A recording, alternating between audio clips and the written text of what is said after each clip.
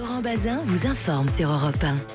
Comment sauver notre agriculture? C'est une question qu'on se pose depuis 10, 15, 20 ans, peut-être 30 ans maintenant. Emmanuel Macron essaye d'y apporter de nouvelles réponses. Il leur demande de se retrousser les manches. Retroussons-nous les manches, dit d'ailleurs le président pour être précis, de devenir des entrepreneurs, de conquérir des marchés, de se convertir au bio pour essayer de rééquilibrer la balance commerciale. Voilà, c'est notre fait du jour, évidemment, à la veille de l'ouverture du Salon de l'Agriculture. Et j'attends, je vous le disais, vos réactions au 39-21. Les agriculteurs, bien sûr, et vous êtes déjà très nombreux au standard, mais aussi les consommateurs, parce que consommer, c'est parfois évidemment aider soit l'agriculteur qui est à côté de chez vous, soit celui qui fait les choses comme vous voudriez qu'elles soient faites, même s'il est un peu plus loin. On va en parler ce soir avec Benoît Biteau. Bonsoir à vous. Bonsoir. Éleveur et cultivateur à Berthegille, Gémont. C'est ça. En Charente-Maritime, auteur de Paysans résistants, c'est publié chez Fayard. Avec vous, l'économiste et éditorialiste Emmanuel Le Chypre, qui est directeur de l'Observatoire BFM Business. Bonsoir Emmanuel Le Chypre. Bonsoir à tous. Hier, le président n'y a donc pas été par quatre chemins en s'adressant à la nouvelle génération agricole. Il appelle à ce qu'il appelle justement une révolution. Il y a l'avenir à construire. C'est celui qui va permettre aussi de changer de posture, de passer de l'exploitant agricole à l'entrepreneur agricole. On va maintenant se retrousser les manches ensemble. Et je vous promets, comme vous le sentez, que j'y prendrai ma part. Benoît Biteau, vous avez été sensible à ce discours-là, volontariste du président ? Mais moi, franchement, non. Non, parce que je me reconnais pas dans ce discours-là. Je suis pas sûr que l'industrialisation de l'agriculture soit la bonne réponse, justement, pour... Il dit pas forcément industrialisation, il dit tempérament d'entrepreneur. Oui, mais ça veut dire beaucoup d'investissement, et aujourd'hui, la majorité des agriculteurs qui sont en difficulté sont aussi des agriculteurs qui sont lourdement endettés à cause de l'investissement. Donc, il y a des logiques alternatives qui fonctionnent et qui ne font pas forcément référence à l'investissement. Si je prends l'exemple du milliard d'euros dont il a parlé pour accompagner l'investissement, moi je me mets en situation concrète, je suis aussi élu et je sais comment fonctionne la façon dont on distribue l'argent public. Quelqu'un qui veut élu radical de gauche au conseil régional de Nouvelle-Aquitaine. Et j'étais vice-président pendant 6 ans de la région Poitou-Charentes en charge de l'agriculture et de la ruralité.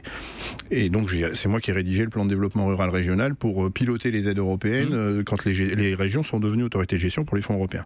Et donc, la façon dont fonctionnent les subventions, c'est que pour bénéficier d'aides publiques, il faut d'abord apporter une contrepartie. Il faut d'abord que l'agriculteur soit en capacité d'apporter une partie de ces financements.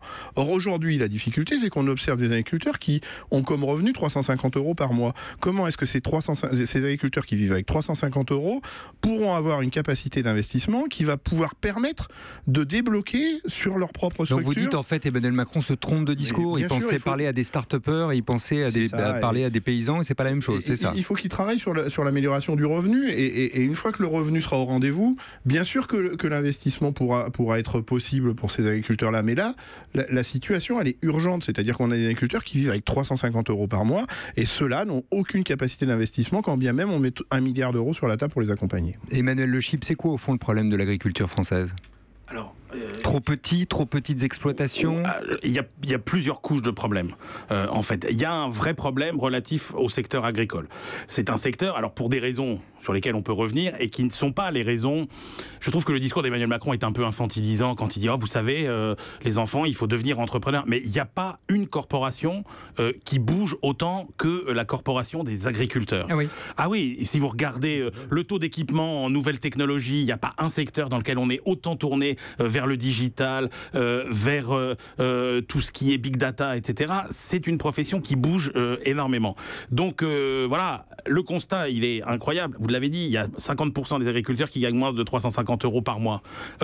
On a perdu des positions sur presque tous les marchés. Si vous prenez la viande, les fruits et légumes, on a des déficits commerciaux qui ont triplé en l'espace de 10 ans, alors que tout ça est porté à bout de bras par une dizaine de milliards d'euros par an. Donc vous voyez bien qu'il y a une vraie équation de subvention. Il y a une vraie équation extrêmement compliquée. Moi je pense qu'il y a un vrai problème. Donc les agriculteurs n'ont pas su prendre le tournant de la modernisation des 20 dernières années dans un environnement où tous les pays autour de nous ont fait des choses absolument incroyables. Il y a eu autour de nous, prenez prenez tous les pays scandinaves, l'Allemagne, l'Espagne, une concentration avec des exploitations qui ont doublé ou triplé de taille.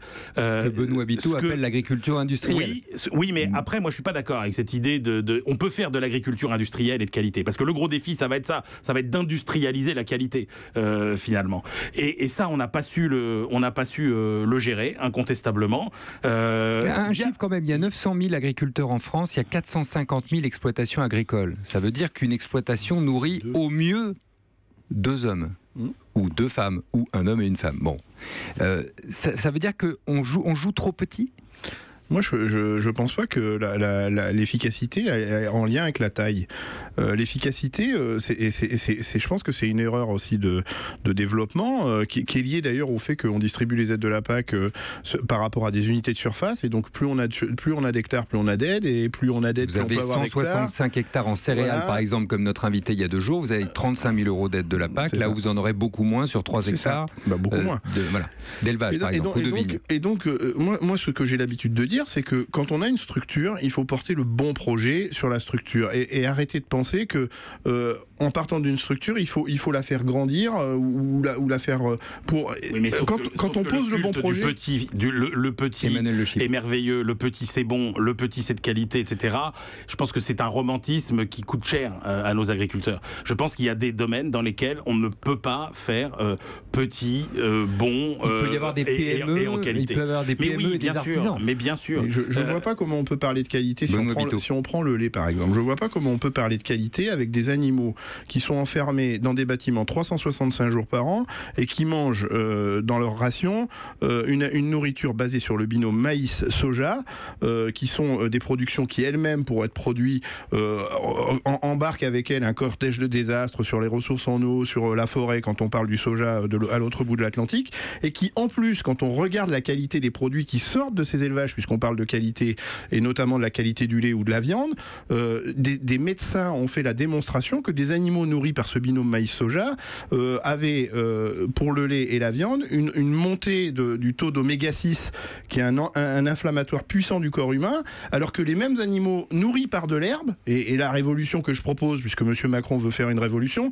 c'est de nourrir des herbivores avec de l'herbe. Et bien quand on nourrit des herbivores avec de l'herbe, on a à l'inverse une baisse, en l'occurrence dans votre ferme, des oméga 6 et une montée des oméga 3 qui sont des puissants anti-inflammatoires dans le corps humain. Je crois qu'effectivement, c'est ça qui est intéressant aujourd'hui, c'est qu'il y a des pistes extraordinairement prometteuses. Et contrairement à ce qu'on pourrait croire, il y a énormément de gens, partout dans le monde d'ailleurs, qui réussissent à changer de méthode de culture, avec des méthodes qui sont beaucoup moins douloureuses pour les sols, qui sont meilleures pour la santé, et qui arrivent à produire de façon intensive. Moi, j'avertis quand même contre cet excès de romantisme qui fait croire que le petit agriculteur, c'est celui qui va nous sauver. Le défi, c'est de faire écologiquement intensif, c'est-à-dire de produire beaucoup plus et de bien meilleure qualité. Sinon, on s'en sortira pas. Si vous prenez le porc, juste pour conclure, quand vous avez au Danemark, par exemple, ils avaient 8000 élevages en 2000, ils en ont moins de 2000 aujourd'hui, mais chaque élevage produit 4 fois plus. Nous, on n'a pas fait cette révolution-là. Donc, il y a un moment où le coût, ça compte. Et quand votre consommateur, il est prêt à mettre 10 à 15% de plus pour acheter des bons produits, mais qu'aujourd'hui, ces produits, ils sortent à 30% plus cher, vous voyez qu'il y a quand même un effort à faire en termes de productivité. Très bien, je vous arrête tous les deux. On a fait un constat qui me semble assez clair, même si vous êtes en désaccord. En tout cas, on a une image. On va en parler avec vous, évidemment, au 39-21. Vous êtes très nombreux. À tout de suite. Europe Soir, Laurent Bazin sur Europe 1. Comment sauver nos agriculteurs, certains disent nos paysans, parce que c'est un beau mot, évidemment. Doivent-ils se retrousser les manches, comme dit le président Emmanuel Macron? Ça, c'est une expression qui vous a beaucoup fait réagir au 39-21. Il dit nous retrousser les manches, en l'occurrence. Magali dit, mais ce que dit Monsieur Macron m'offusque, il ose dire qu'il va se retrousser les manches, alors que les agriculteurs le font toute leur vie. C'est aussi l'avis de Baptiste, vous nous appelez de Seine-Maritime, le beau pays de Caux. Baptiste, bonsoir à vous. Oui, bonsoir à vous. Vous êtes agriculteur, hein, vous êtes un jeune agriculteur. Voilà, c'est ça, j'ai 29 ans, je suis agriculteur en Seine-Maritime, donc dans la petite région du pays de Caux. Et écoutez, moi cette réaction-là m'a fait des frissons dans le dos, ça me met hors de moi entre guillemets, parce que tous les jours, en moyenne, on fait 12 à 14 heures de travail en se levant à 5 heures le matin et on n'arrête pas de se remettre en question, de dire qu'est-ce qu'on doit faire. Moi, je suis issu d'une famille où en fait on était sur une petite exploitation agricole, polyculture élevage laitier. Et je suis sorti des études, j'ai fait une licence j'ai terminé par une licence éco-gestion, donc je pense pas être forcément quelqu'un de bête, mais en fait on arrive en se disant qu'est-ce que je vais faire ? Le lait, ça paye plus. Qu'est-ce qu'on va faire si on veut pérenniser l'exploitation? Eh ben, nous, on s'est dit avec mon père, pourquoi pas lancer l'aventure dans le bio. Et donc, on est reparti sur complètement une autre filière. On est parti sur la filière avicole en poule pondeuse bio. Et aujourd'hui, ça marche. Oui, ça marche. Ça marche. Mais pour 700 € par mois. Oui, c'est ça. Pour 700 € par mois. Alors, c'est ce que je disais tout à l'heure. Est-ce que vous accepteriez, vous, faire 12 à 14 heures par jour pour gagner 700 € par mois? Est-ce qu'un salarié accepterait de faire ça?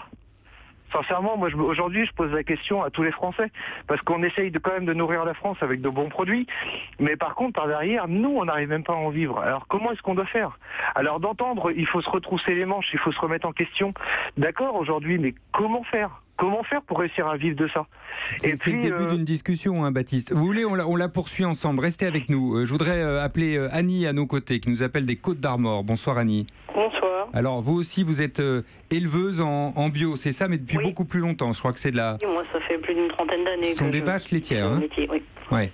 En bio depuis une trentaine d'années? Oui. D'accord.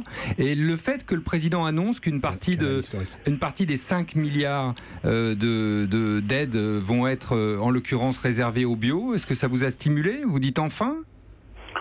Je pense que c'est un signal fort. Après, tout dépend du développement de la bio qu'on envisage. Je pense que quand on est, comme nous, installés depuis longtemps dans le secteur bio, ce qui nous préoccupe plus, c'est peut-être d'avoir, on va dire, de partir un peu, même si l'interlocuteur, pas le dernier, mais le premier qui est intervenu n'aimait pas le mot d'industrialisation, mais je pense que le risque potentiel qu'il y a pour la bio, c'est peut-être en voulant passer une vitesse supérieure, qu'on perde un petit peu de vue, on va dire, les objectifs premiers de la bio, qui étaient justement de rapprocher un peu de refaire le lien entre le paysan, la terre, les animaux et le consommateur, et qu'on passe à une phase un peu plus industrielle. Vous en vivez, Annie, aujourd'hui? Comment? Vous en vivez? Oui, ça va, plutôt pas mal. Vous pourriez donner un chiffre ou... Vous n'êtes pas obligé, hein? On n'est pas obligé. Vous vivez correctement. Vous ne vous plaignez pas, autrement dit. C'est vrai que s'il y a peut-être un calcul qu'il faut éviter de faire, c'est on va dire, le niveau de rémunération à l'heure, quoi. C'est tout, en fait. Oui, c'est-à-dire que c'est énormément d'heures de travail. Oui, ok, c'est entendu. Mais j'ai entendu aussi que vous ne vous plaignez pas et que vous aviez trouvé un modèle, que ce modèle vous convient et qu'après tout, vous ne voyez pas pourquoi vous passeriez à la vitesse supérieure. Emmanuel Le Chypre là-dessus. Passionnant, merci vos témoignages, Baptiste et Annie. C'est vrai que le bio aujourd'hui, c'est un marché qui connaît une forte croissance, hein, c'est 20% à peu près de ventes chaque année. Le nombre d'exploitants qui passent en bio, c'est à peu près 20% aussi, mais on part de tout petit. Ça représente encore que 5% du marché, mais incontestablement, c'est une piste pour sortir et créer de la valeur, parce que c'est ça qui compte. Hein. Aujourd'hui, sur 100 € dépensés pour l'alimentation par les Français, il n'y en a que 8 qui reviennent à l'agriculteur. Donc il faut que l'agriculteur se réaccapare une partie de cette valeur. Moi, il y a 2 filières que je trouve intéressantes comme exemple, et on ne parle pas forcément de bio.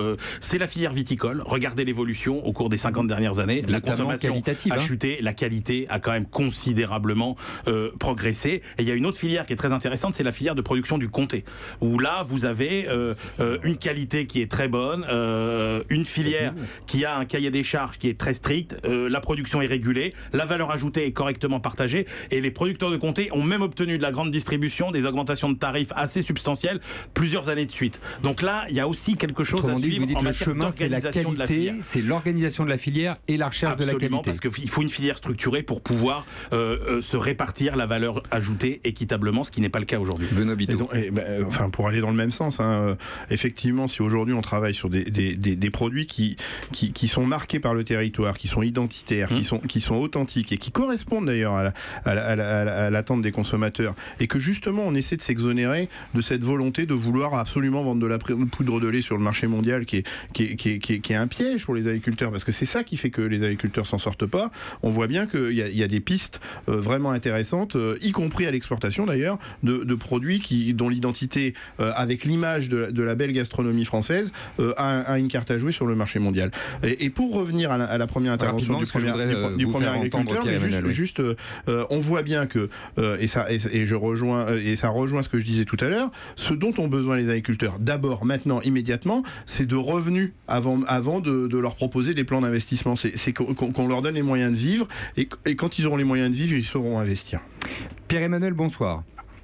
Vous nous appelez de Mayenne. Je vais vous donner, pardonnez-moi, 45 secondes parce que le temps file, mais je tenais à vous faire intervenir. Vous êtes directeur commercial d'une société informatique. Voilà, exactement. Et agriculteur.